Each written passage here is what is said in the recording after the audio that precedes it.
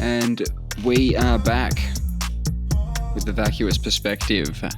I'm Val. I'm joined always by Nate, my man. What is happening?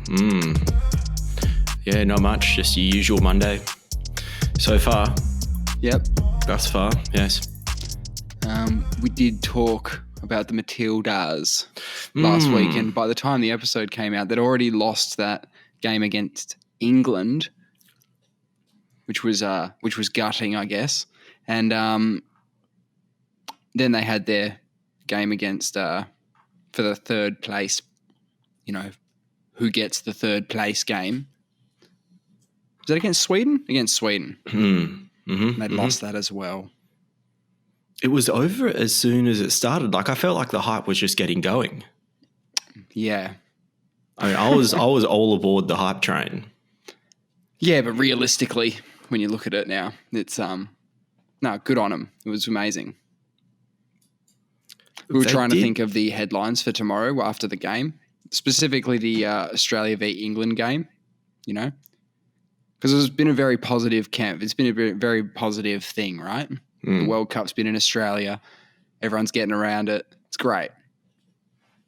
So the headlines weren't going to be, you know, shit players lose World Cup finals berth. Yeah, how were they going to spin it? How did they spin it? Well, it was going to be, we're still proud of you. You look at all, you know, we're still, you know, all that sort of stuff. Which get around them. Yeah, get around them. Yeah. Look, they're as good as any Australian team's ever done. So well done. Yeah, pretty good. I know the UK papers labelled them as weeping Matildas. Wow, is that true? Yeah.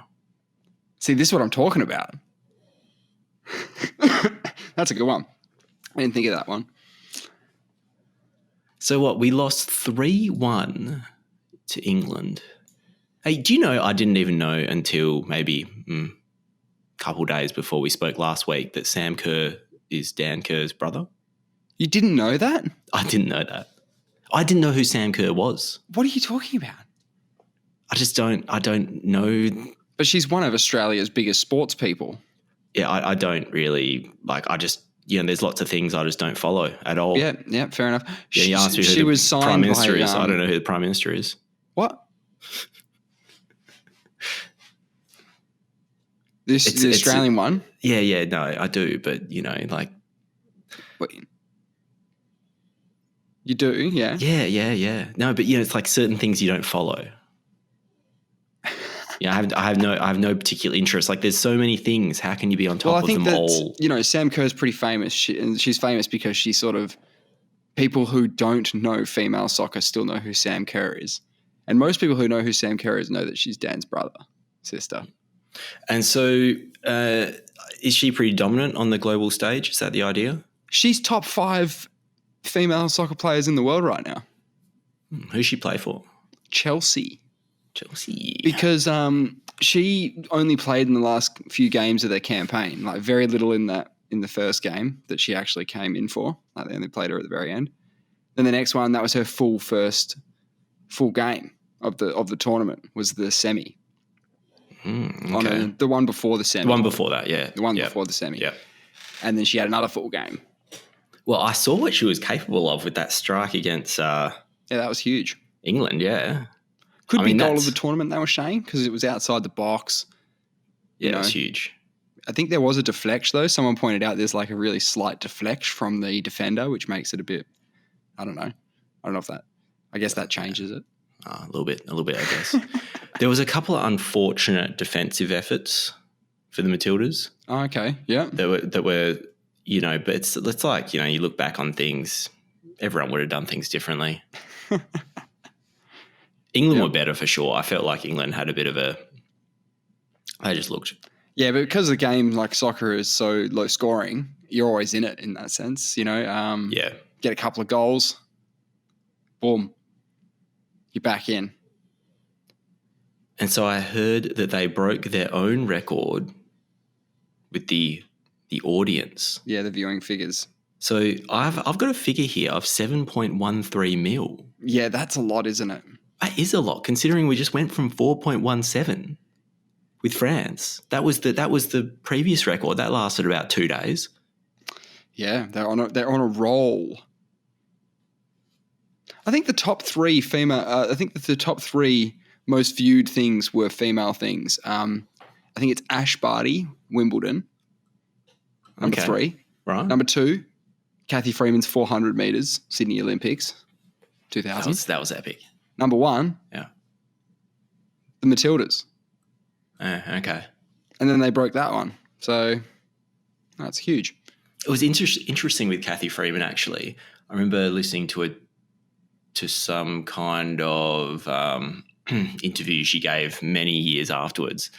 She said that she just felt a sense of relief after that. She wasn't even that ecstatic about the win. She had so much pressure because she was the final. She was the person. Was she the one that lit the Olympic flame?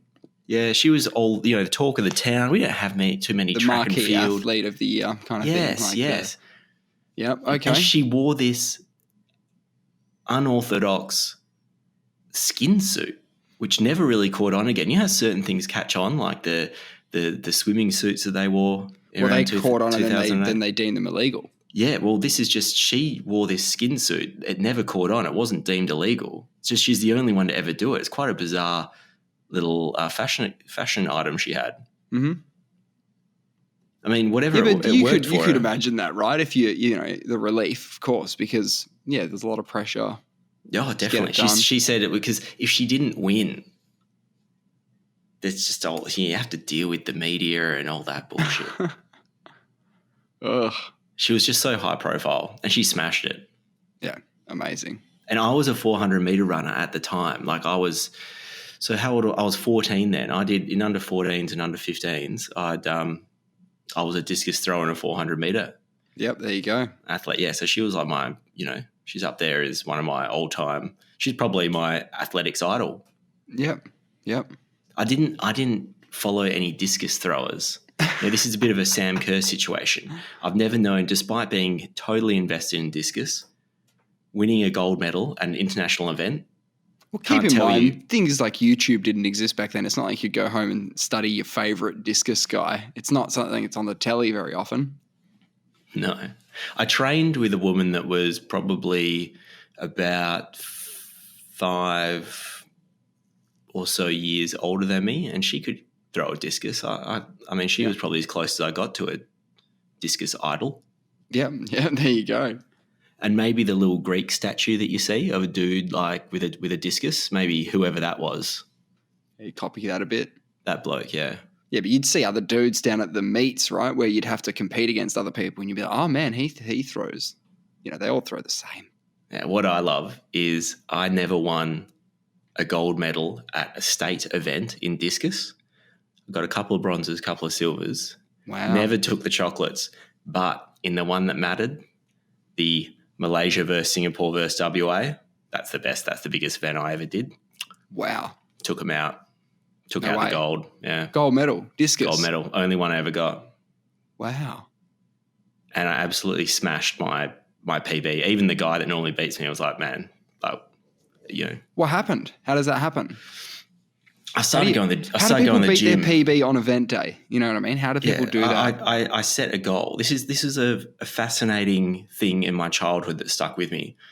So you have to qualify for this. You have to finish in the medals in the state event to be able to qualify for this. It's a meet. It's an international. It's a semi-international meet consisting of only 3 nations.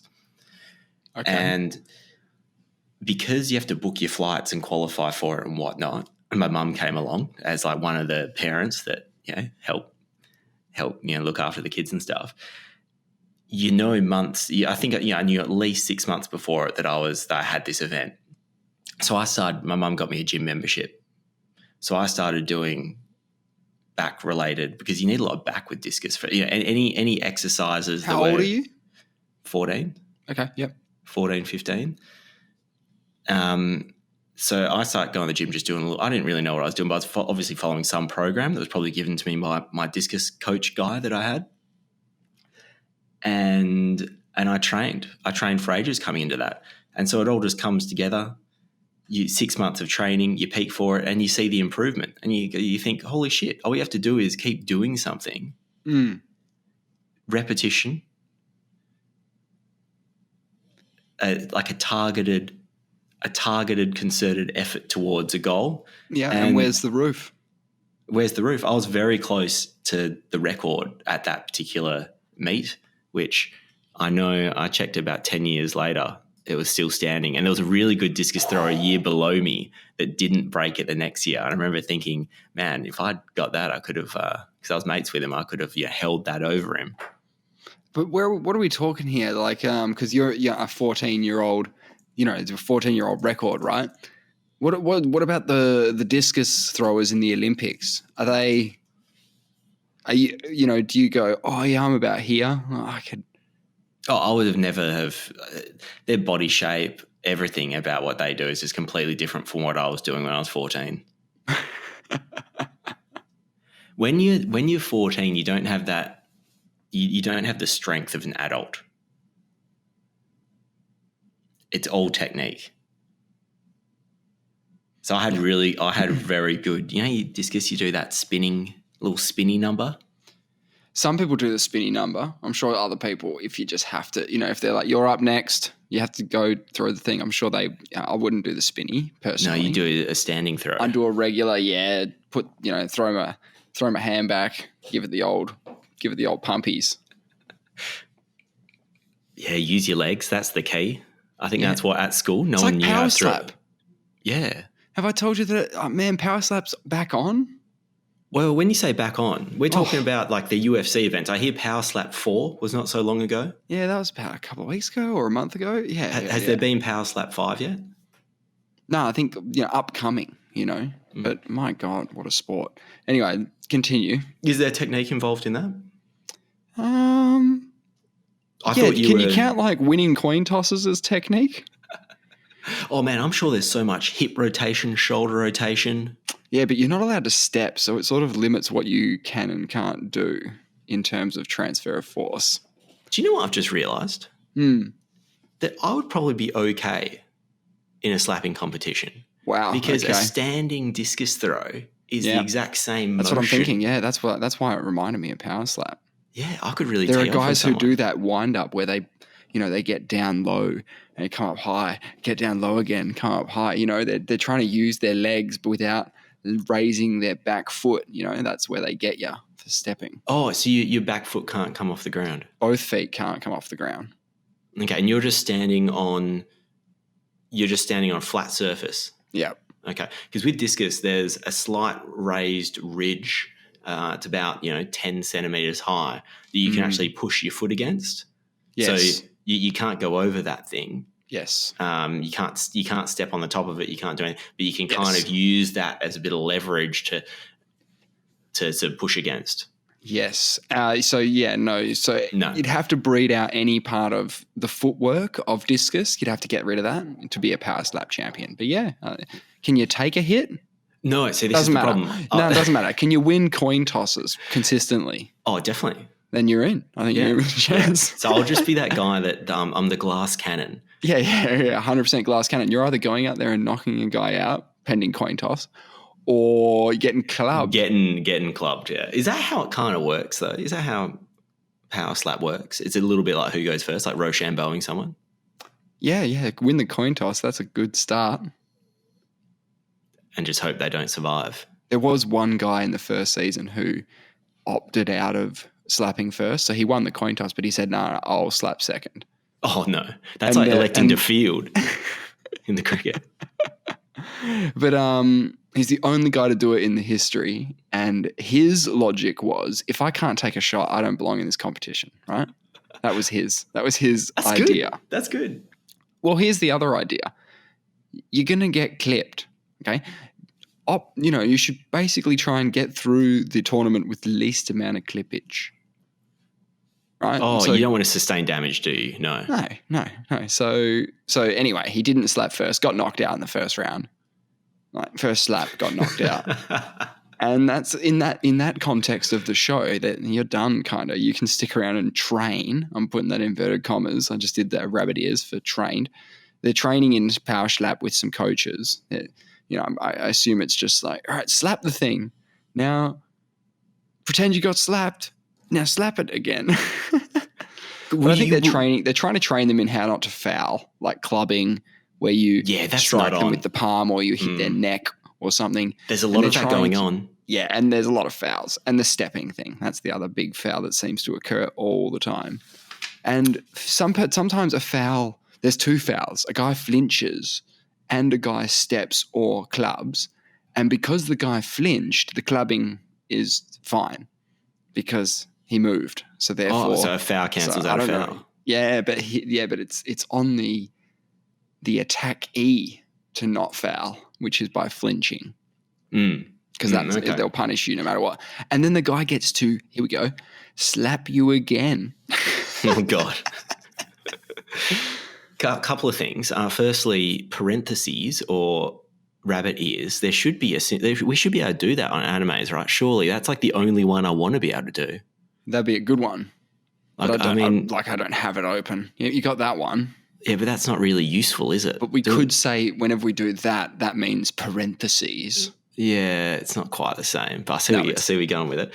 But maybe we can contact animes. They can sort that out for us. Now, the other thing about electing to go second, there's a couple of things I like about that. Yes, go on. The first one is you said no one's done it before. Yeah. I really like that. I think the guy saw an opportunity about to be the one, being an innovator. Yeah. Or an idiot. I think either way, it doesn't matter, right? When you're the first one to do something, you're immortalized in history as being that guy. I don't know if he's actually the first, and I'm sure he's not the first in a slap competition because there's been hundreds of them, thousands of them. I'm sure there's lots of blokes who have won the coin toss elected to slap second. It's the wildest thing. It's like at the start of a cricket game, if the bowler and if the both teams come to the middle, the captains, and they're about to do the coin toss, and they go, "What do you want to do?" And they go, "Bowl." "What do you want to do?" "Bat." And it's like, well, this is coin toss is irrelevant. Meaning, if you're going to give up the opportunity to slap first, even though you won the coin toss, you could have just asked the bloke, like, "Do you want to slap me first?" And the guy's like, "Yeah." "All right, then you can have it. Yeah. Well, you may have overplayed the innovation side of what you said. Then, if people have done it before, if he was the first one, I respect that a lot. And also, first one in power slap history, I'll go with. Yeah, okay. The psychological component coming in there. Oh, that is good. And like saying, that. I don't care what you've got up your sleeve, in your sleeve, on your hand. This chin is unbreakable. Unbreakable. Like, come at me. Like, that's actually that's powerful. Psychologically powerful. I think you'd do that if you knew the other guy. If you knew the other guy and you're like, hang on, this guy slaps terribly. He's got bad technique. I'll let him slap first. I'll get in his head. And you just pray that it doesn't knock you out. Great. But if you have no idea, if you're going in blind, you got no idea who you're fighting, and you're like, let him go first. That's crazy. Okay, that's maybe another even no, I don't deeper know. Psychological. It's like, I know who you are. I know what you can do. Go first. That's even wilder. Yeah. Yeah, the smack talk would have worked better if you're smack talking beforehand, saying he's got no offensive capabilities, he's a little bitch, whatever you're saying about him, and then you come up with and have at it, and come at me, you go first. Yeah, that would have tied in well. But so I have this thing where sometimes I just like it when other people get excited about things, and sometimes I don't really like the context because. So where I'm going with this, I haven't watched much slap fighting. I've seen bits and pieces. No. I watched most of Dana White's 20-minute post-slap, Power Slap 4 interview where he talks about the figures. You watched Dana White talking about Power 20 minutes talking about Power Slap 4. Because I didn't have any of the context, haven't even seen the fights. So listening to some of the reporters get excited about some of the guys coming through and how they were talking about the fouls and someone who kept fouling but kind of like kept his cool and came good. Mm-hmm.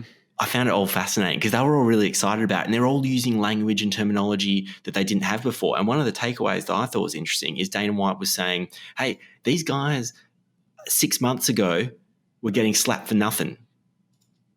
He says they're making, this guy just got a $10,000 bonus for getting slapped.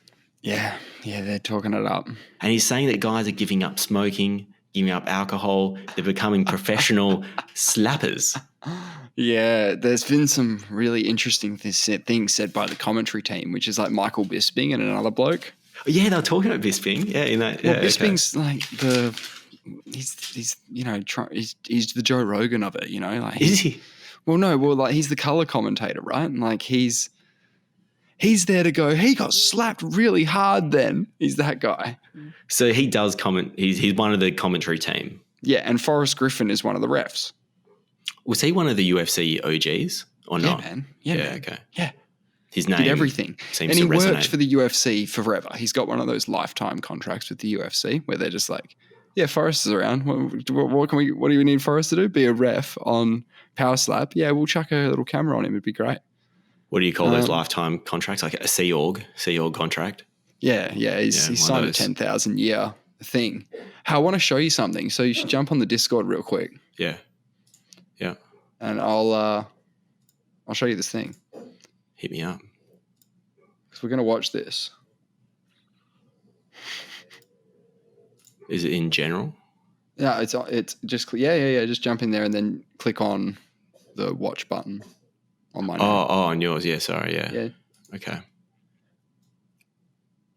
Oh, yeah. Okay. This is AJ Hintz versus Austin Turpin. Okay. You can see it, right? Yeah. Should be able to hear it too. Yeah, I can. All right, we're going to watch this. How's the ref? Very serious Daniel Negreanu in the background. He's really caressing him. Oh, wow. All right. Oh, my Lord. Oh, he loved it. He absolutely loved it. He ate that up. So, there's drama going on, right? This is like cricket now, isn't it? There's a bit of drama going on, right? Oh, look at his face wobble. He's got a bit of a face wobble going. He looked like he really enjoyed it, though. What about the eyes thing here? Yeah, that's intense. See, this is your psychological thing. Yeah. And then he just blank stares him afterwards like nothing happened. I know. This is all psychological warfare going on here between these two. Wow, this is fascinating. I remember my mum used to beat my brother he was like, when he was about 20, he was huge. He went to the gym all the time. My brother didn't beat my mum in an arm wrestle until he was about 18 or so. Amazing. And she said that she had this mental thing over him where she never let him know. Oh.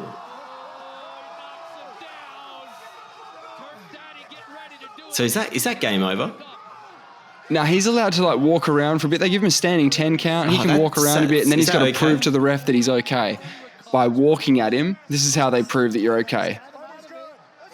You can't let someone He just stumbled towards him a little bit, and he's like, "Yeah, you're good." If you think UFC's gonna not survive the head injury, yeah, if you like, this can't survive. Like this has to go first, doesn't it? Yeah. Here's your discus move. Yeah. Perfect. And they've called that a club. They've called that a club. Oh, they called that a club. Oh, I was about to say perfect technique, but I don't know. No. Yeah, okay. He's clubbed in there. All right. It wasn't a flat open hand. Clubbage. Yeah, okay. It's like a baseball bat. Yeah. It's like his. That's a tough call. He definitely hit him with the base of the hand first. That's how they decided, I guess. Base of the hand first. So what does that mean? But yeah, okay. But then he's got away with it, right? So if this guy can't recover, yes, does Turpin lose?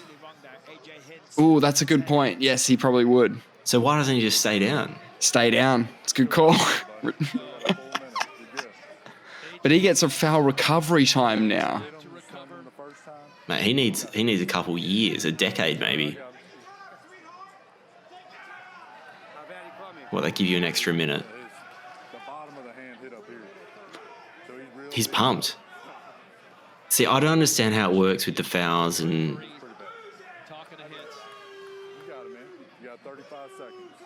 Oh, man, he's like smack-talking him after he's fouled him. He's clubbed him and he's smack-talking him. Is that okay? Are you allowed to do that? Oh, man, this guy looks like Popeye when he goes all squinty, like one eye's bigger than the other. Yeah, I think that's part of the menacing look he's trying to achieve. Man, I would go cross-eyed. People are yelling. What's he doing here? Yeah, he's popping a squat. This is what you do for a good discus throw. You get nice and low. Yeah, bend those knees. Oh, he's loosening up that shoulder. Okay, now he's going to give him the sweet caress. The sweet caress. Here comes the eyeball of death. Oh, yes. Oh, He's watching fakey. you. He knows what you're going to do. Oh, sweet caress. Oh, that's a club. Oh, that was a club. Even I know that's a club. I only just found out what one was. That was the biggest club I've ever seen. Man, this guy's got to work on his technique. You can't be... That wasn't even a good club. At least the other guy's club did damage. Hintz, the guy who clubbed just then, he was the champ. Now he's number 1 versus number 2. Oh, I see. Well, I think Hintz is going down this next one, though, just quietly. Let's have a look at the feet here. Let's make sure he's not stepping here. See how his feet... That's terrible technique. How are you number 1? Is Hintz the champ, or does... Was the champ. Now he's rank 1. Oh, rank 1, okay.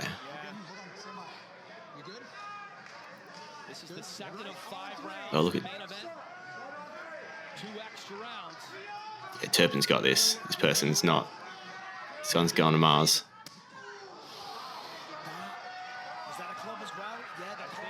Another one. There's more clubs. This should be called Power Club.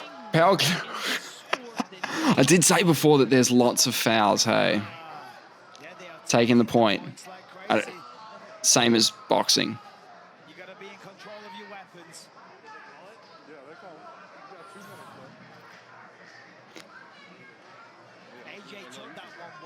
Yeah, that's...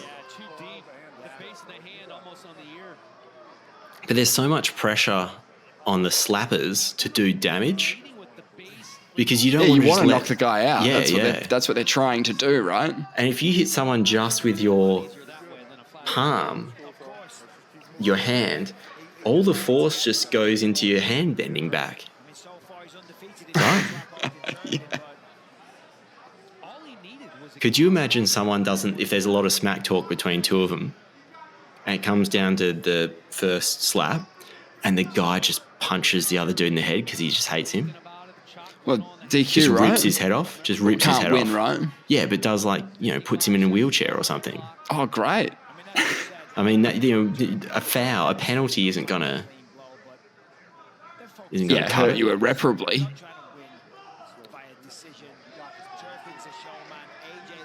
So how long's left in this?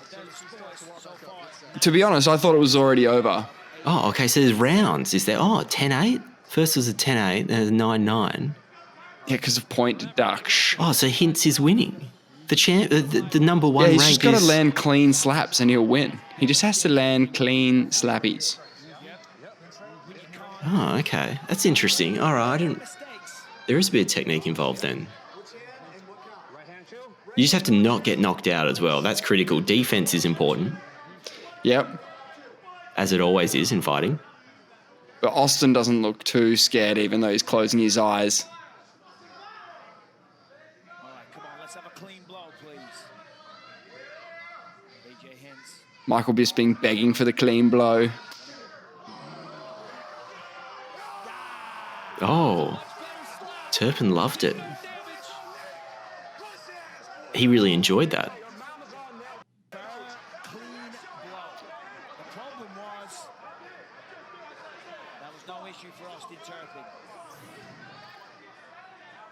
Yeah, he's not doing any damage. Again, a little bit low for my liking, but the referee's letting it go. Power slap 4 is available for betting. What do they hold on to behind their back? What are they? It's a little like pull toy, and it's designed so you don't like raise your hands or shoulder to. Man, why don't they just handcuff them behind their back? I mean, that's essentially what they're simulating. yeah. Look at the catches. Yeah. Daniel Negreanu is getting They're ready. very serious.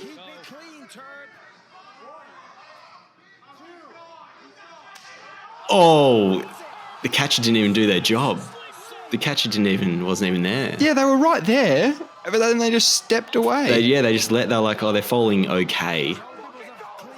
I'll just let them fall. Oh, no more. All right, that's what I wanted to show you, but that went for way longer than I would have liked. That's all right. That's intense. It's interesting. I finally watched one. Was that in Power Slap? Which Power Slap was that? That was, I don't know. I'm not sure. Yeah, okay. Yeah, all right. Do we need to circle back to your discus? No, I don't think so. No. More, I want to circle around to UFC because Sean O'Malley, have you seen that? Yeah, he's the champ. He beat champ. Aljamain Sterling on the weekend. Okay, you know more about this than I do. So I wasn't confident during the week. I know Suga a little bit. I know enough. I knew he was fighting. And he's a massive, I've always wondered, he's just a big hype train. Yes. Big hype train for the UFC. Huge, yeah, for sure. Agree. And I feel like they're building him up. Well, he's one of two champions, like UFC champions, who came from Dana White's Contender Series. So, yeah. Is the Contender the same as the Ultimate Fighter? Oh, the Ultimate Fighter. No, not really. The Ultimate Fighter and the Contender Series are two different things. How are they different? Well, Dana uses the Contender Series more as a way to get people who are right on the cusp of being in the UFC, give them a shot on the Contender Series. If they win, they get a UFC contract. So, sort of like a way he can feed fighters into the UFC. Okay, they get a bit of a leg up. So I sort of follow his one fighter that seems to get a lot of publicity. Google knows that I'm into him a little bit. So because I saw he was fighting, I looked at Aljamain Sterling's record that he was versing. Very solid. Very, very good. Agreed. Been the champ for a while, naturally had a lot of he's gone through the whole division.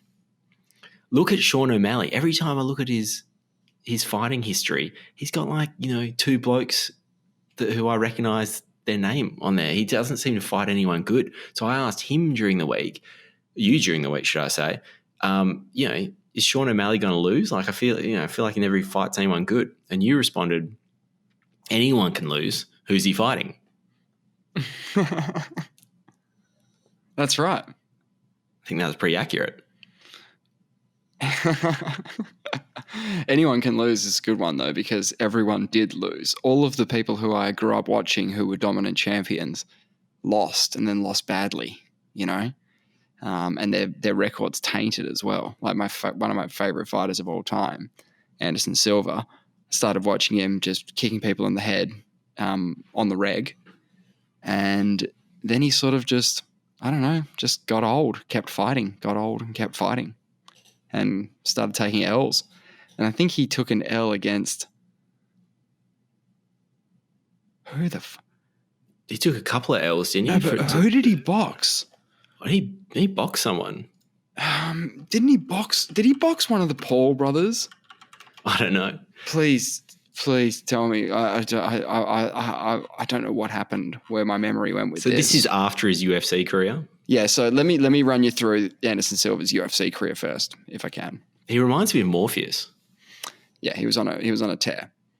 So he had a loss in 2006 against Yushin Okami because he kicked him in the head while he was on the ground with an up kick. And so that was a loss on his record. Since then, he just went undefeated for 6 years. Most of that time in the UFC, beating people. Sorry. Yeah, you can't up kick. So you can't kick.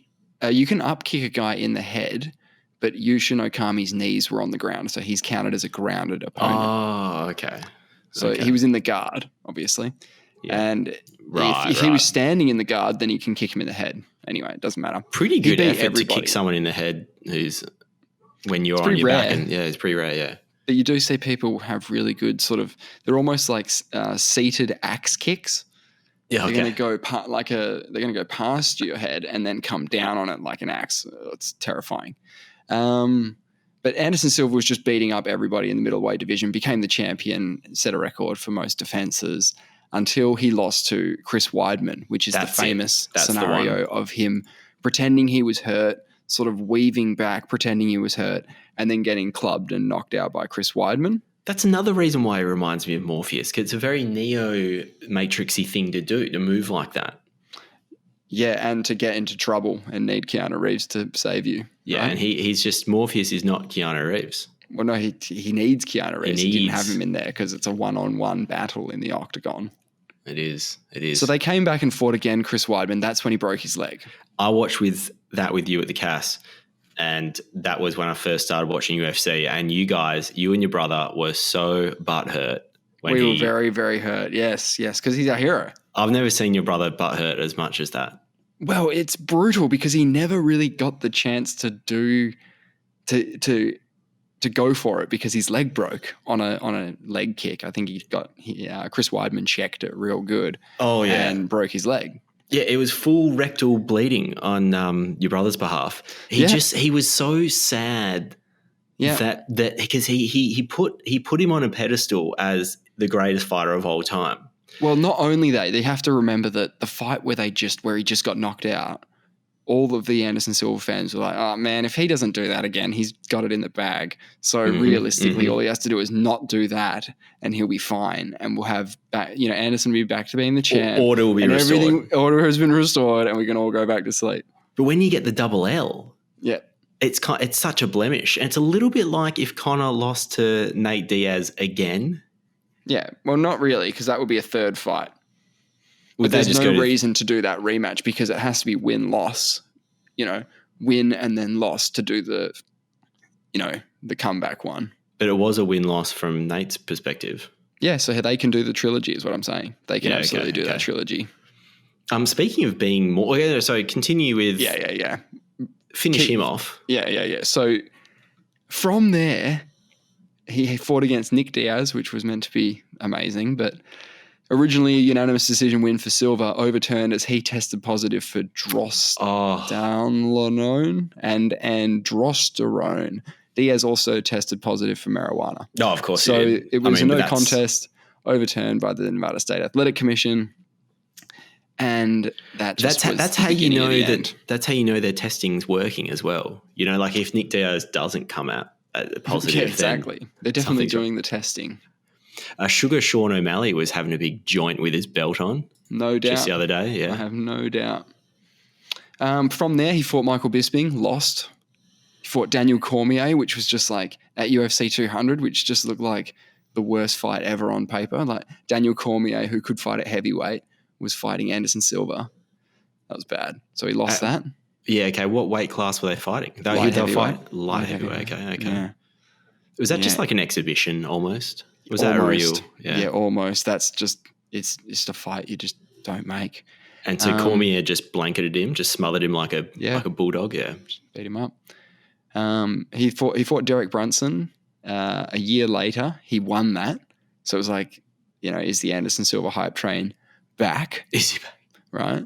But it wasn't because he lost to Israel Adesanya a couple of years later.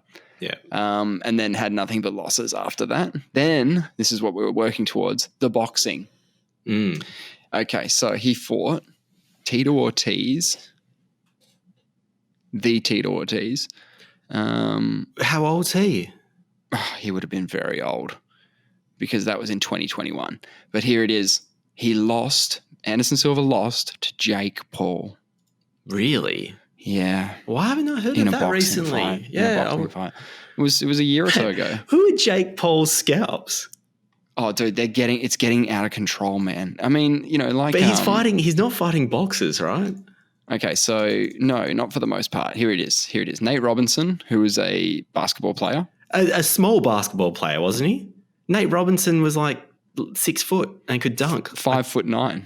Yeah, he was a crazy dunker. Why is he fighting someone that's 5'9"? That was his second fight. All right, so his first fight was against presumably like a YouTuber or something. That should be illegal. Then he fought Ben Askren. Okay. A wrestler. Who was a wrestler who was out of the UFC, needed a gig. An Olympic level wrestler. Yeah, probably got his best payday. Yeah, then but he fought Tyrone Woodley. Okay, that's a bit scary. Ex-UFC welterweight champion. That's pretty scary. Beat him twice. Oh, okay. He knocked him out in the second time they met. Respect. Then he won against Anderson Silva. Then he lost to a bloke called Tommy Fury, who's a reality TV star.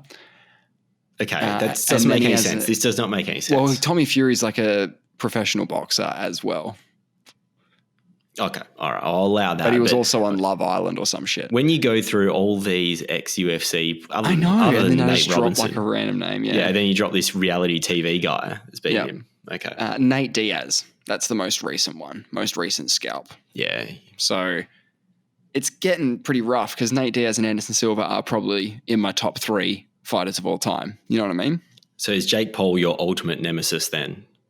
Someone needs to destroy him. Okay. Yeah, I think he did sort of semi-agree to a rematch in the octagon in an MMA fight. I didn't want to say the octagon because they might not be able to make that happen, but maybe they could fight elsewhere. If that happens, you would hope that Nate Diaz destroys him. Oh, definitely. Otherwise, the whole thing's kaput. I reckon maybe Jake Paul can take on Turpin in a don't know whether it will be a slap fight or a boxing match at this stage, but well, funnily enough, that guy, the other guy you saw in that video, Hintz, right? Found out that he was on a thing called Street Beefs. Street Beefs is like a little makeshift ring that they put up in America in places, and they film fights between willing participants. Oh, so it's like what Kimbo Slice used to do before. Exactly. It's just modern day what Kimbo Slice did. And they have they just got people punching on. I think it's more like, boxing, I guess. It's sort of almost bare knuckle boxing, but I think they're all wearing gloves. I think they're all wearing gloves. So did you see... But Mintz popped up on that, or Hintz, sorry. His name's Hintz. He popped up on Street Beefs. I watched him punch on with an old man. Oh, is that how he got famous? Is that how he got big? I don't know which order it was in. He sounds like he's just trawling around the country looking for tournaments in which he can either hit or be hit. Yeah, okay. He was good at getting hit. He got hit great. Yeah, until he didn't. Did you see Sugar Sean's punch that did the damage? That was clean. We're talking about ground and pound. Yeah, the ground and pound. But we were talking about the way that Morpheus, what's his actual name? Well, Anderson Silva, the way he moves, Sean had the perfect understanding of distance. Yeah, he's got good flow. He just leaned back on it and didn't even flinch. The punch is like literally he could have nibbled on the guy's knuckle, little knuckle nibbler, and then he just unleashes that right. It's beautiful. It was a beautiful thing. It's like textbook in terms of like a counter punch. Just slid back. Yeah, that's Anderson's specialty. He's got that amazing highlight where he knocks out Forrest Griffin while he's walking backwards. So he's like stepping away from Forrest and just pops a left out. Well, that's the other thing. While he's walking towards him. O'Malley's moving backwards. It's a little bit like the Conor McGregor where he, when he knocked out the overzealous Aldo when he's coming at him. I think Aljamain Sterling's strategy seemed to be shut down the distance, which is probably everyone's strategy against O'Malley. He's got a lot of length on him, so you would do that. Yeah. And then O'Malley in the post-fight said, "This is just the beginning of the Suga Era. He'll be running this shit until 2035, he reckons." 2035, that's a hell of a long time. That is a hell of a long time. But who knows? Maybe he can do it. Maybe he's got the secret. But I did hear him talking on his podcast, and they were saying how by the next time he releases an episode, we'll know.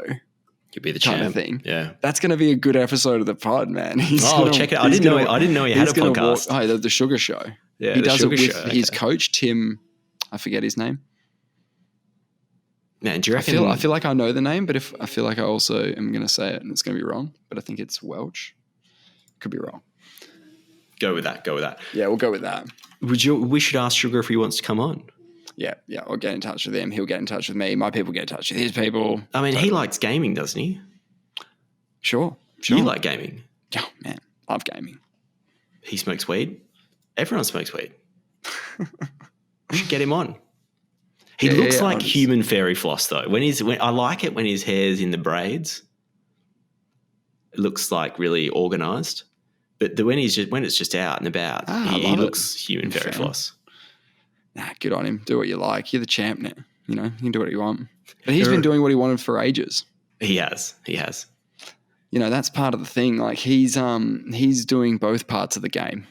Yeah, no, I was pumped when he won. I just didn't know if he had it. I thought he might just be an invention of the UFC and that there was no substance behind the fighter. Have you got any other potential examples of that? Like who have they put up for a title shot who you were like, oh, this guy's going to get murdered? I've never felt that about, or maybe sometimes you're like, oh, this person's in trouble. Like anytime they put anyone against Amanda Nunes or Cyborg when she was around, those kind of fights where you're just like, oh, someone's getting fed to. Yeah, no, I normally don't feel this. I had no confidence in him beating someone that was at the top of the game. I was like, I don't think he's ready for it, just based on what I've seen from him in terms of his record. Because this could be bullshit, but I did see a quote from Aljo that's like, it was something to the effect of, if I can't do it against him, I have no chance against Alexander Volkanovski. Like just being real about it. He's like, man, I'm going to get fucked up by that guy. Okay.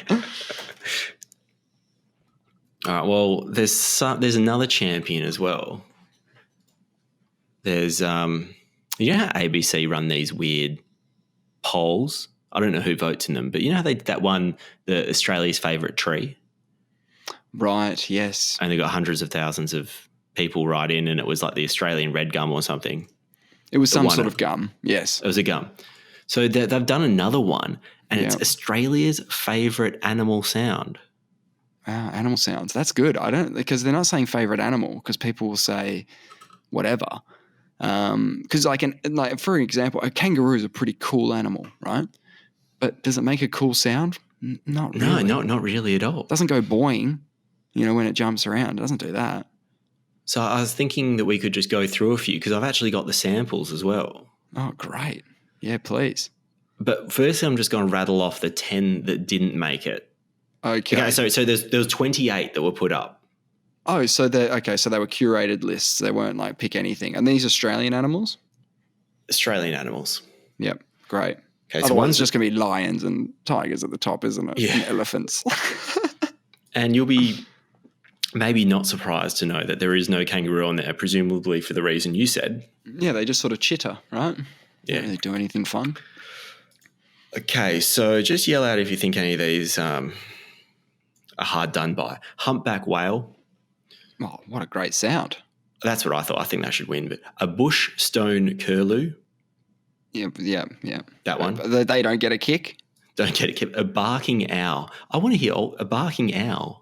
Yeah, have you got the sample of that one? No, because I've only got the top 10. I only got the top 10 samples. So the barking owl missed out. Yeah, koala. Yeah, what kind of sound does a koala make? Just the sound of nibbling leaves, I think. No, but no, they must make a sound. I think they're a bit like a kangaroo. I think they're mute.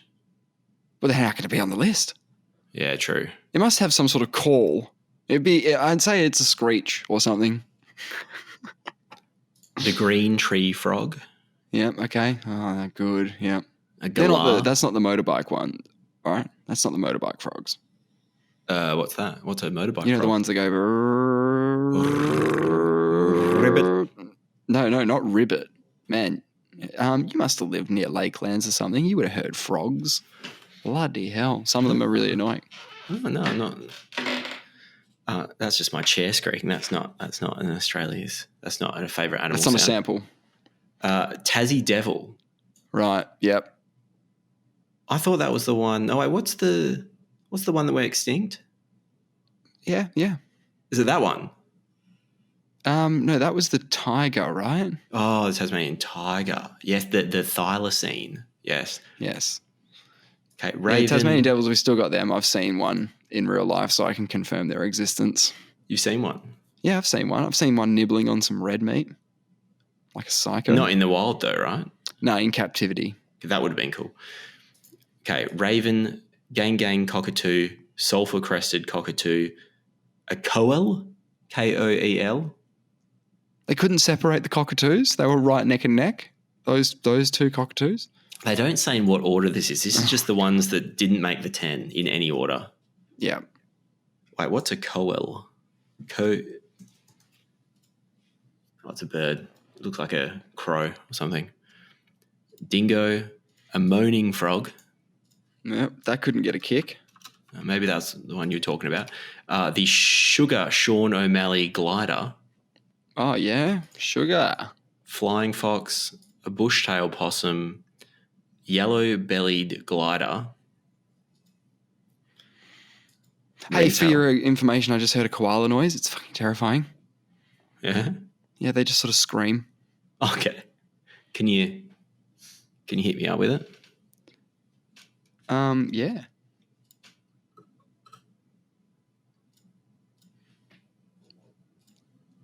Here we go.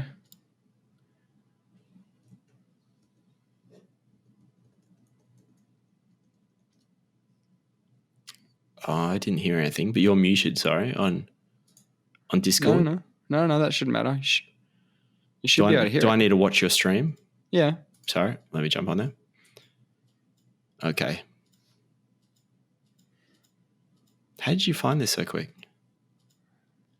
Koala sound. Oh, I think it. Oh, I see that. Why I didn't make that. I see why that didn't make the 10. Cute as hell, though, but Jesus. Very cute, and then it makes a noise. Okay. So I'll just give you the sounds. You can tell me what they are. So there's number 10. Easy. I can't hear anything. No, hold on. What's going on? Was that it there?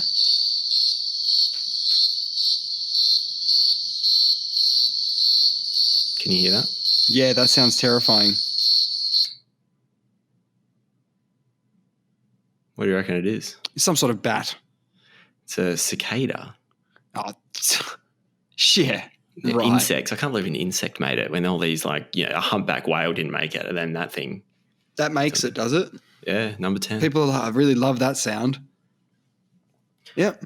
Okay, this one has a little blue face. It's very cute. It's called a fairy wren.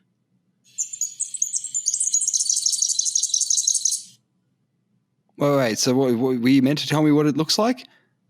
Yeah. And okay, it's a frog? Oh, no, it's a bird. It's a bird. Yeah. Yeah, no, sometimes I'll tell you what they look like, and other times. Well, you reckon that's... Okay, I'm hearing bird now. Yeah, it's tweeting away. It's probably hard when you've got no context. No. If you're clicking on it, but you see a picture of it, that's different, right? Oh, yeah. Oh, I'm looking right at this That's kind of the fun of it. Okay, this one I reckon you might have a half chance.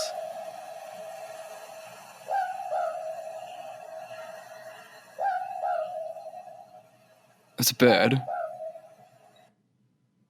It's a boo-book owl. It's an owl. Very creepy looking customer, big eyes. And that's a nice sound. People like that one. Apparently. Yeah. I don't know who's apparently got hundreds of thousands of votes again.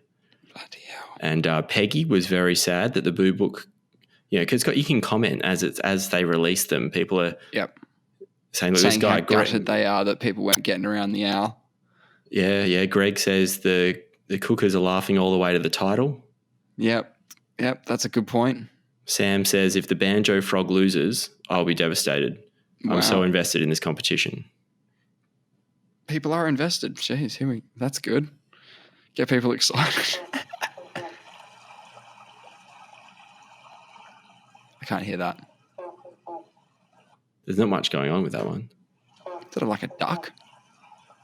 That is the banjo frog.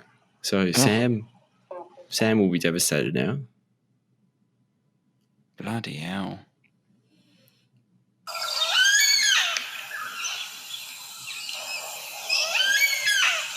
Well, there's multiple animals in this one.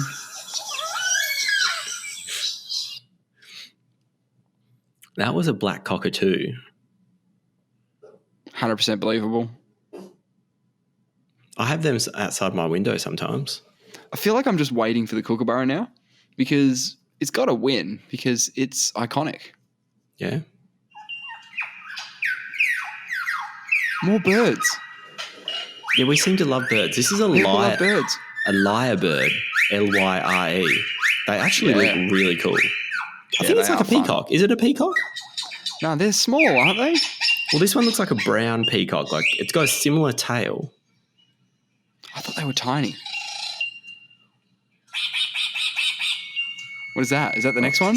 Oh, sorry. Yeah, that Whoa. is the next one. There was two going at the same time. Yeah, it's very confusing. Yeah, now it's just one. It's another bird.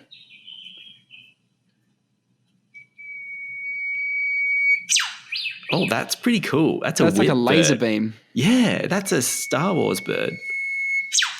That's definitely a good sound effect, yeah. It sounds like it charges up. Yeah, it sounds like we probably stole that for sci-fi movies from birds. Like when we imagine what a laser sounds like. It's probably outside at the time. Gavin reckons it's the Chat-GPT of the bird world. I don't know what he's getting on about that. What is he talking about? Gavin, what are you All talking right, so now we're into the third place, the bronze medal, the Sweden. The Sweden.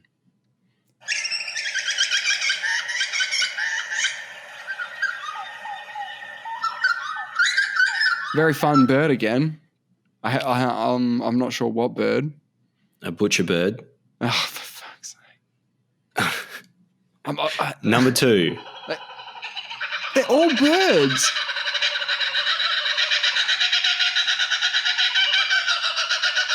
That's kookaburra, right? That's the kookaburra. That's your man. That's my boy, silver medal. Silver medal. Now the gold medal to be crowned Australia's favourite animal sound.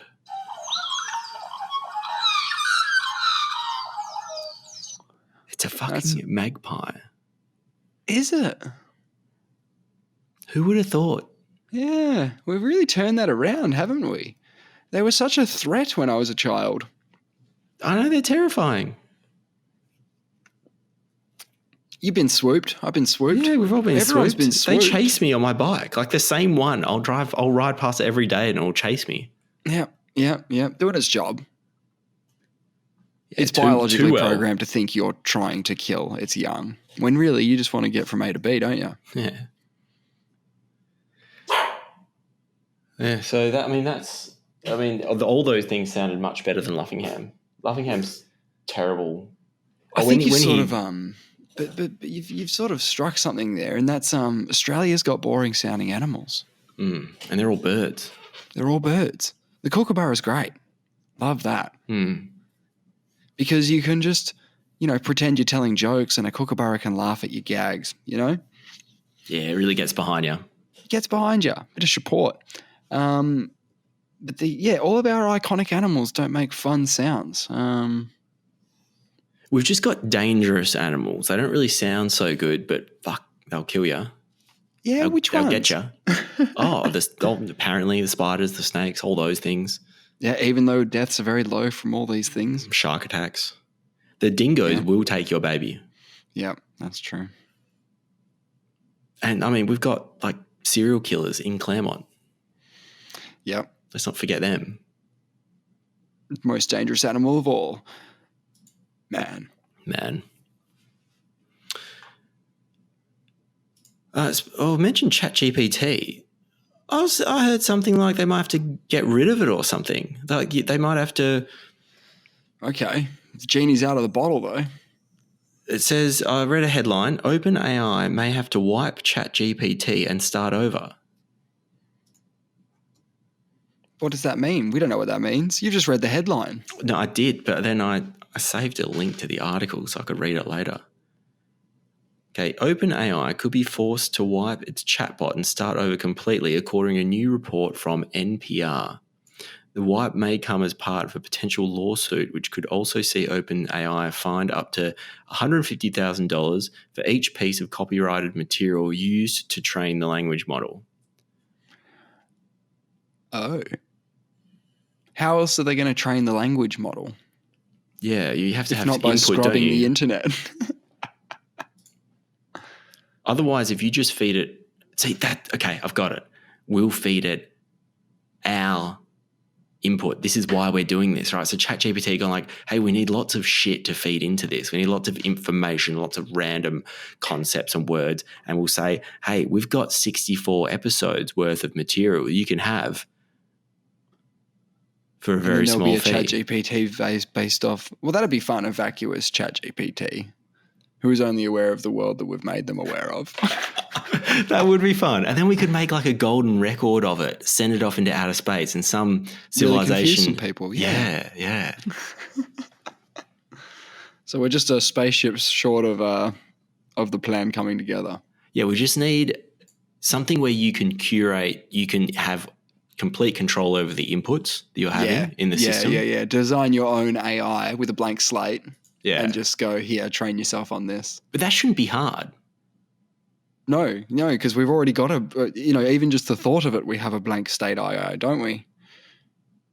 Yeah. Start with nothing. It's a good starting point. We've got nothing. Great. Well, you started. Well, okay. What happens now? Well, you still got nothing. Still.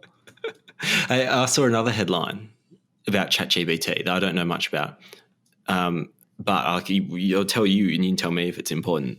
ChatGPT scored in the top 1% in tests assessing creativity. Oh boy. So apparently these sound like polar opposing articles you've just said. One of them says that like it's all it, well, they want to take it back because it's using all this copyrighted material. But the other side is it's creative. What the hell does that mean? How do you score creativity? Yeah, they have a standard test for creativity, apparently. Oh, get fucked. They've got a standard test for creativity. That's literally the weirdest thing to have a standard test on. Welcome to the laboratory. We're going to have our standard this is the standard sort of test environment for the creativity. If you wouldn't mind just sitting down right there in that chair and just getting super creative if you could, and the higher that you are in creativity, the higher score you will receive. The lower you are in creativity, the lower the score you will receive. Do you understand all the rules? Here's the piece of paper. Sounds fun. I found the article. Yeah, it's weird that it can be in the top 1% for test. Originality. Yeah. I want to take a creativity test and for it to say to me, look, mate, you're not creative at all. Gee, someone gave me a really good idea the other day. They said that you can use it for travel planning. So I'm just going to get it up now because I'm going to Egypt in a week. So... yeah, I've heard people do this as well where they say, I've got 3 days in blah, blah. Just plan some stuff for me. Yeah. And it'll go, oh, you could check this out and do this. Okay. Because I actually need to...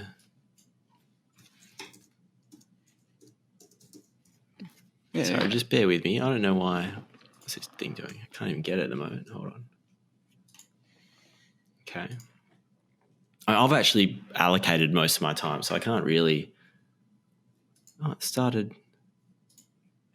oh, here we go. It's just got a different landing page now. Sort of weirded me out a little bit. Because I didn't know where I was. Okay, so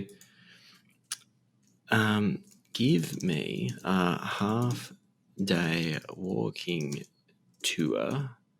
Well, now you're just doing Cairo. Google. Now you're giving it too much. No. Starting... you might as well just Google. I'll say where my hotel is as well. So I misspelled my hotel as well. Certainly, here's a half-day walking tour of Cairo starting at Ramses. This tour, blah, blah, blah, duration 4 to 5 hours. 1, my hotel. 2, Tahrir Square. I head southwards. This iconic square has been the focal point of many historical events in Egypt's modern history. You'll find the Egyptian Museum located on the northern side of the square. I'll just give you the highlights package. Okay, then the Egyptian Museum, 2 hours there. Then you go to Khan el Khalili It's a vibrant market. This historic bazaar, B-A-Z-A-A-R, is a You bustling don't know hub. Bizarre? Man, you didn't play like any of the Aladdin video games, did you? I didn't know Aladdin had a video game. That sounds awesome. What about like Furniture Bazaar? You've heard of that place? I've heard of it. There you go. I felt like I was saying bizarre. Yeah, Bizarre. I didn't want you to be confused by, say, this historic bazaar. Bizarre. Oh, there's a mosque and some other stuff. Nah, I'll do my own thing. But it tells you, it doesn't take into account, oh, you'll probably want to spend 2 hours at this museum. Yeah. Right. So that accounts for your, yeah, okay. That's nice. I'm actually doing most of these things. I was sort of looking at my own walking tour, but yeah, you figure it out. Yeah, you're right. Yeah. But Google took me longer. This took me 15 seconds once I actually found the page. Yeah, but you could have just said, you could have been very broad with it. You could have been like, I'm in Cairo for a week. Help me out with some day plans. But I only had a half day. Day one, do this. Yeah, day two, go do this. Day three, and you're like, okay, I've just succumbed to the will of the AI machine now. I'm going to do whatever the algorithm says. I should just not even worry about going. I could just ask it to describe it to you in great detail. Oh no, just give me pictures as well. Source pictures of the things I will see along the way. Well, that'll be the future, won't it? Yeah, and then could you order me some fast food of Egyptian food that will arrive at the same time as we're passing through the bazaar in my virtual tour that I'm conducting? Yeah, you're actually just sitting in your living room, but you're surrounded by LED screens on every wall, and you're sitting down on your sofa basically, or your couch, but the background is all, nice restaurant, middle of the city. Meal comes delivered to you. This is the future. Yeah, this is the future. My VR goggles on. Maybe I can do a walking tour. No VR. No VR. No VR? Headset off. You're just in your space. Yeah, okay. So just surround yourself with screens rather than just put one on your face so you can look around. Putting it on your face, that'll be regarded as pretty old school. Or just chip in the head. We talked about it before. Chip in the head. Yeah, get the head chip. Yeah, get the head chip. Yep. Everyone's going to be doing it. Everyone will be doing it, yeah. You don't want to be the last one to get the head chip. You'll be so silly. You'll be so silly. Be like 20th. Let a few people have a go first.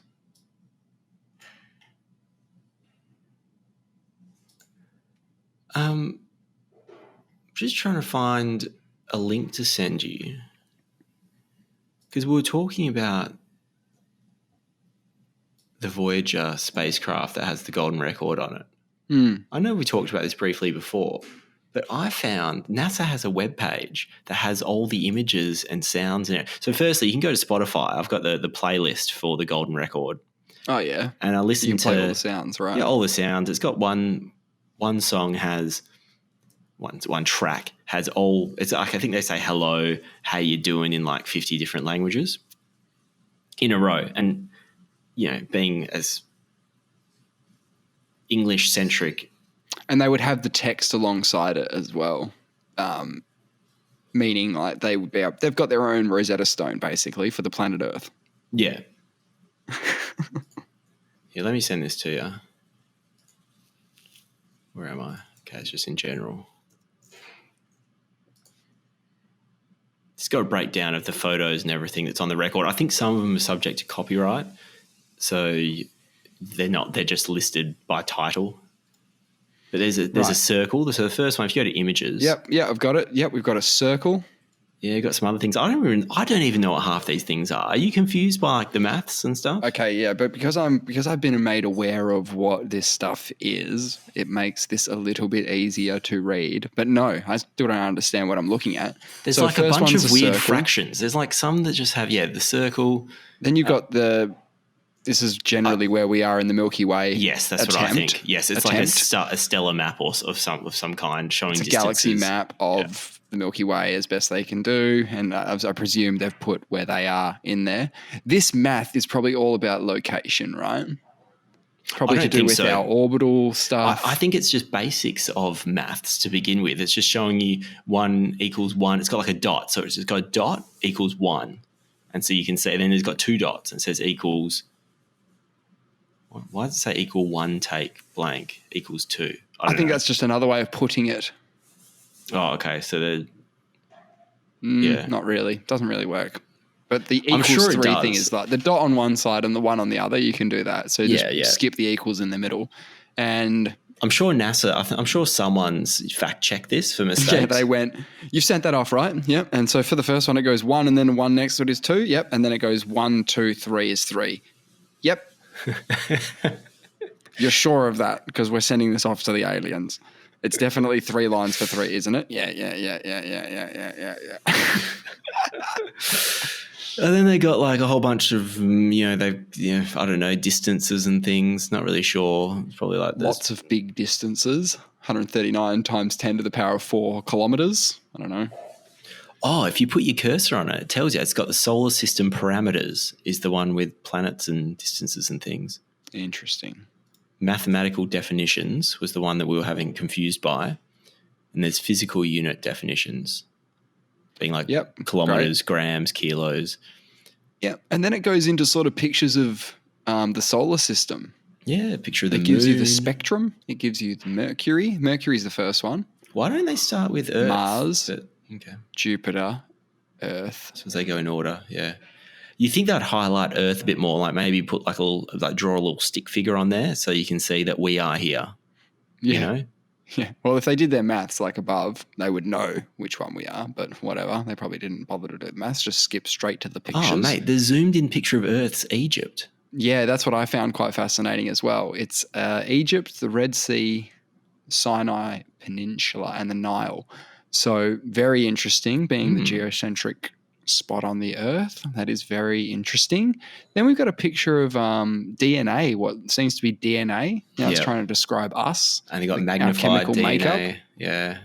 How an egg is fertilized, how a baby is born. Yeah. Goes into family groups. Then it goes into tribal then stuff. It shows the baby inside the woman. Yep, shows that. Yeah, bit of breastfeeding. And then we got an island colony. I wanted to see if they were going to like undersell us a bit to be like not too threatening. Like I'm not seeing any gun pictures here. You know what I mean? Like I'm not seeing any tanks or anything in any of these pictures from Earth. It's all like there's a sporting event. There's some sprinters. Yeah, there should be a show of strength, shouldn't there? Well, no, there shouldn't because you don't want to send that into the world. No, I think you do so they don't fuck with you, right? Oh, here we go. We got a plane taking off. That's about. Oh, here we go. We got a rocket ship taking off. So we're proving our space faring capabilities. There's a picture of an astronaut with the Earth in the background. That's like, hey, this is the best thing we can do right now. This is where we're at. There's a picture of a traffic jam in Thailand. Yeah. So if you go down, then you can see all the photos that haven't been included because of copyright reasons. Oh, cells and cell division. Interesting. How selfish. They're sending these off and they're still... Okay, then you go to music. The Sydney Opera House is in there. Yeah, okay. There's a music tab as well. This is another thing of the things we've sent off into space. Johnny Be Good by Chuck Berry. So you can get this playlist on Spotify as well. Great. Okay, yep, some Bach. Sure. Yep. And I think they try to capture, obviously, a very diverse range of music to really give you a sense. You got some stuff from India, Solomon Islands, bagpipes. Australian Aborigine sings Morning Star and Devil Bird recorded by Sandra LeBrun Holmes. That's cool. I'd be honoured to have something on this record. So then they just got a whole bunch of sounds like earthquakes, volcanoes, wind, rain, crickets, frogs. The Australian animals, the magpie did not get a gig. No, and neither did the kookaburra. Maybe it did. It could be in the birds section. We don't know. If you click on them as well, you can actually hear them. Oh, well, there you go. And then it's got the greetings. Are the greetings in sound format? They're on Spotify, but I don't think... This is just all the text from it. Yeah, what upset me though, so it's 55 different languages. You're listening to it, it's about 4 minutes, 5 minutes. You don't know what's going on, right? I don't speak any other languages, so it's just a whole bunch of gibberish. And then it gets to the very end, and the English one is this little kid who just makes it sound like, it's friendly. It's like 4, or 5 or something. But you want an adult on that, right? You don't want them all thinking like we're 5-year-olds. What you want is who's the guy who we want you, America. Who's that guy? I want who's that guy? The guy, we want you, the propaganda posters. Oh, and at Uncle the end, Sam. Uncle Sam. He just comes up at the end and goes, "And don't fuck with us," And yeah. Yeah. Again, the show of strength. We didn't show them the nuclear bomb. I think we should have shown them the splitting of the atom. Why? Because that's a significant scientific development. Compared to what? That's like pinnacle of achievement. They might just go, yeah, that's fine. We do that. We did that millennia ago. Yeah, but some people say that aliens only started visiting us after we split the atom. I think I said that. Yeah. Some people. I didn't want to put you in it in case you'd change your mind. Hey? Didn't want to put you in it in case you'd change your mind since then or something. No. I do change my mind about stuff all the time. Oh, yeah, man. Yeah, man. But it's not just you. As in, it's a we don't all theory. move as one. Yeah. Have you ever heard there was this weird thing that Neil Armstrong talked about? There's apparently like a 2-minute lost transmission just before he went live with the 1 small step for man stuff. Oh, really? Or 1 small step for a man, I should say. 2 minutes before. Yeah, and it's because I think the original transmission was beamed to Parks Australia, and then it was sent to United States televisions from there. So there was an inherent delay in that anyway. Yes. But they had 2 minutes that was lost, and according to this video, he's saying stuff like, "They're here, they're watching us from the crater. They're enormous. By golly gosh." Wow. I've heard something like this, but not that. It made me go on the internet, try and look up some information on this, and it came across this like, did Buzz Aldrin, which this was Neil Armstrong, but it's like, did Buzz Aldrin see aliens on the moon or something? And it was a fact check article by the fact check thing. Down the bottom it said, if you too long didn't read, it says, no, he didn't say he saw anything on the moon, but he did say that he saw something on the way to the moon. Yeah, that's what I thought. I didn't think it was on the moon. NASA have said that was probably a panel jettisoned earlier in the flight reflecting off the sun. Some bullshit.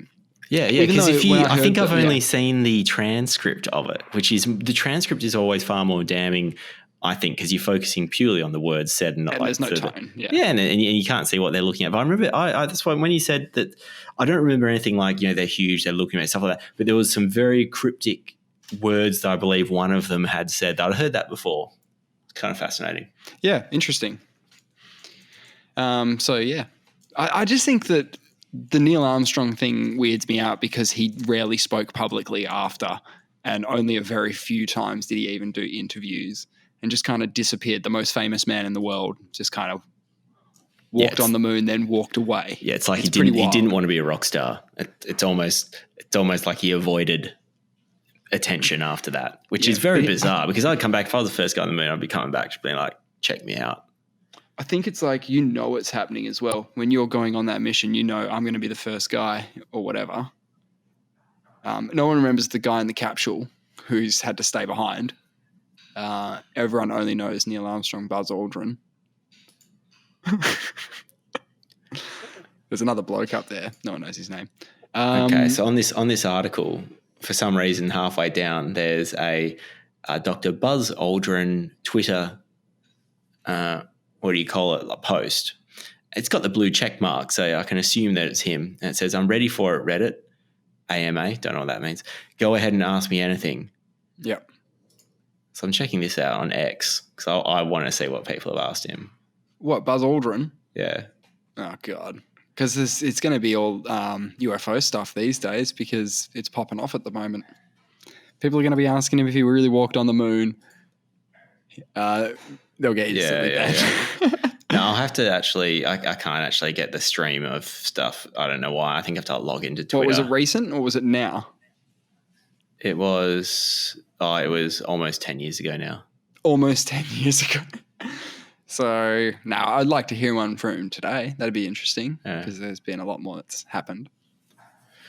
Yeah, Neil Armstrong's did it. I think it was 25 years after the moon landing. Had some kind of, not a media conference, but he spoke about it. And he was so... Was it a valedictorian address or something? Something like that. He was so cryptic. And he said, he was talking to all the students and he just said, was along the lines of be open-minded, there's lots of things that we don't know. It was short, it was cryptic, it was bizarre. He also mentioned something about a bird. Did he? Yeah, I'll have to rewatch it and come back we'll have to check next it time. out. Yeah.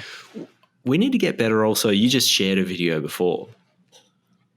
Being able to watch videos together, that was seamless on Discord. Yeah. That's amazing.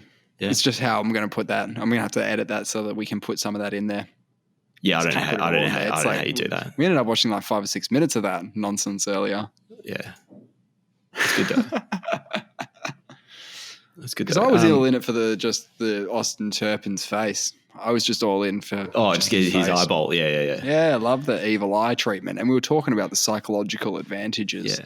And he's all out psychological warfare, which is, it's just a tool at your disposal. If you're not doing it, then. But don't you think it backfires as well? Have you ever fired someone up like in a thing and then they beat you because you provided them with the impetus to destroy you? Mate, it's called poking the bear. Yeah, exactly. So that's a thing as well, right? Yeah, definitely. Yeah, there's gotta be careful of that. There's certain players in AFL, they reckon don't rile them up, don't get them angry. Yeah. Just play the game, treat them like so there's certain ones like I don't know who. I actually thought who you didn't want to get under his skin was Judd. He's someone who it seemed to me that he could elevate his game when he got, because he's someone that didn't actually have outward expressions of, like he never showed frustration. Oh, yeah, that's true. Very rarely. For the most part. Yeah, for the most part. But I think if you get him frustrated, he sort of internalizes it and just goes Super Saiyan. I think a lot of them would, which is why but it probably wouldn't happen all that often because they know what's going to happen if they push him. Hey, just about the moon very quickly, just before we go too far. Back on the moon. Away from that, back on the moon. Russia just has recommenced its lunar missions. Yep. And it just had a spacecraft crash into the moon. Yeah, crash in the moon. It's been its first moon mission in 47 years. Yep. And they picked up where they left off, which was the next number in the lunar sequence. Oh, the Lunar 25 lander. Lunar 25, yep. The last one, the Lunar 24, 47 years ago. There you go. You think they would start a new program, be like, let's start. No one was, they're all dead. All the guys that worked on the Lunar 24 are gone. Right. Start with a new one. Yeah. Start with what the Cosmo 1. But no, because they probably want to do a Mars one, right? And they want to be able to keep track of how many missions it's taken them to fulfill their lunar goals. How many lunars is it going to take to just do the lunar project? And then we'll move on to the Mars project. Yeah, maybe you're right. Maybe it's just that they pick a planet and now that everything we send to the moon is just going to be a lunar, then it's the next iteration of that. It's an easier way to file it, I think. Well, why don't what do you think happened? Because we know what happened, but I don't think I remember properly. But it was trying to get into orbit and it overburnt. It was trying to land near the South Pole to do some testing for water and other materials. Water, yeah. But what blew me away is, okay, we're talking, we've gone to the moon many times before with far inferior technology. Again, what I'm finding interesting is the difficulty we're having. India just crash landed something. Oh, no, Japan, just crash landed an orbiter into the moon. They were upset about that, very upset. India has one going up to land shortly.